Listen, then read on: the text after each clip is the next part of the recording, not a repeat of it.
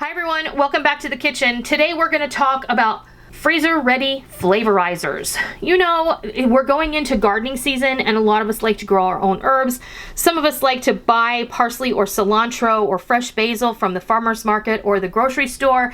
And a lot of times we buy more than we need. They end up going bad and they end up going in the garbage because fresh herbs are fragile. Well, I'm going to share with you one way that you can preserve them and use them later in your recipes down the line that's going to help you use them up and not waste them. We're also going to give you a bonus tip on how to save the extra tomato paste that you don't need for your recipe today that's left in the can, so you don't waste that either. So I can't wait to show you how this all comes together.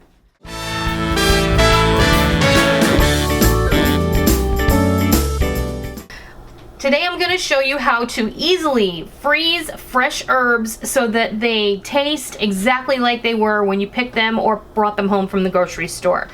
Now, there is more than one way to do this, and I've had people say that they take this, for instance, is cilantro. I did some parsley in advance so that you could see it in a finished form, but I've had people say that they actually take the cilantro, lay it out on a tray, put it in the freezer, and then put it in a bag. Then you can just break off what you want. I've never personally done that, but it seems like it's a very viable option, and you can definitely do that. Today we're going to make these into beautiful little frozen herb cubes. You can actually buy herbs like this in the grocery store freezer at better grocery stores, but they're very expensive. The other bonus here is you can make your own custom blend. So like if you wanted to do fresh oregano and fresh cilantro and garlic together, maybe some shallots in there, you can make your own custom blended cubes. Today we're going to stick with the purist route. We're going to just do cilantro. Now you're going to need a blender. You're going to need some fresh herbs. You can do parsley, cilantro, you can do fresh basil when it starts coming out of your garden. You can do fresh oregano. I do not recommend you using this though for woodier herbs like thyme and rosemary. Those just don't tend to do very well. So stick with the softer green herbs and you'll be good to go. You're also going to need some water, and you're going to need an ice cube tray, your old-fashioned friend here. These are super cheap.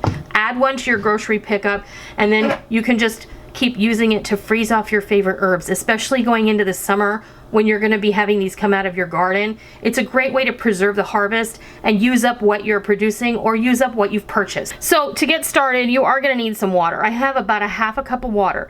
The trick here is you don't want to put too much water, otherwise you're going to end up with something that's very watered down, and you don't want that. You want this to be concentrated flavor. Now, the best part about cilantro is you can use the stems. So we're going to just take this entire bunch of cilantro and we're going to pop it in here. I'm only putting one bunch of cilantro in the blender. One of the advantages of doing it like this, instead of drying the herb, is you get a super fresh flavor even though you have preserved it in a way. Put our water, we're gonna put our cilantro, and then we're just gonna, I like to start this on a low speed, so I'm gonna put it on puree, which is the second one up, and then I'm gonna increase it once the cilantro starts to break down a bit. You can carefully take the lid off and use a spatula or something. If you have a Vitamix, you already have a tamper, so you can use that instead.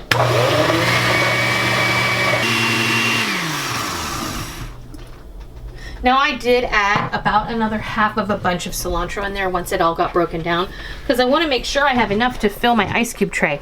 Now this is a clean ice cube tray. I just rinsed it out with some fresh water, and all you need to do is fill these ice cube sections up with your mixture. Okay, we've got our ice cube tray all filled up with our cilantro puree, and all you have to do now is pop it in your freezer. If you like, you can cover this with some plastic wrap just so it avoids any freezer flavors. And once it's frozen, you can do this. You can just pop these in a bag that you make sure you label it, because cilantro and parsley look almost the same. And you have these nice little cubes of fresh parsley that you've pureed and frozen. You can use these for soups, stews. You can use this in some salsa. You can just pop it out and thaw it and put it in your fresh salsa. You can use it in any kind of dish that calls for cilantro, and it's going to taste like you bought it fresh that day or picked it fresh from your garden. Now make sure that you label your bag like I said, and then you'll be good to go. And now I'm going to show you a little bonus tip for something else that you can freeze, because it's important that we don't waste things, and sometimes this thing I know will get wasted because it gets pushed to the back of the refrigerator and it doesn't ever end up getting used all the way. So I'll be right back. So my bonus tip today for having flavorizers in your freezer is tomato paste. I like to buy my tomato paste in a tube, but I often have a few cans in the pantry. So I thought this might be a good opportunity to show you that you can actually preserve the tomato paste that you don't use, because sometimes a recipe only calls for a tablespoon or 2 tablespoons, but not the entire can. So what I did was I opened up the can and I did approximately 2 tablespoon portions, and I just put them out on a tray lined with parchment and I froze them like this. And then all you have to do is pop them in a plastic bag. Again, make sure that you label your plastic bag with a Sharpie marker, and then you can safely keep these in your freezer for up to 6 months with no problem, as long as they're in a nice airtight bag. And then you'll be able to just take them out as needed and toss them in your sauce or your recipes. Sometimes salad dressing recipes call for tomato paste.